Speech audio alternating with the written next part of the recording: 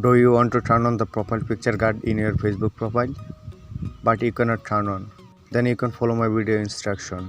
In this video I will show you how to turn on profile picture guard on Facebook profile.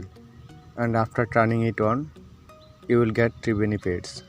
No one can download or share your profile picture except you and your Facebook friend. No one tag your profile picture, and no one will be able to take a short screen on your Facebook profile.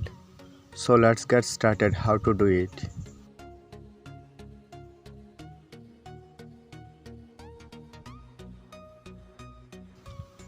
To turn on this option, log in your Facebook account through the Facebook app. You don't have to do it through Facebook Lite. After logging into the account, you will go to your profile. Tap on your profile.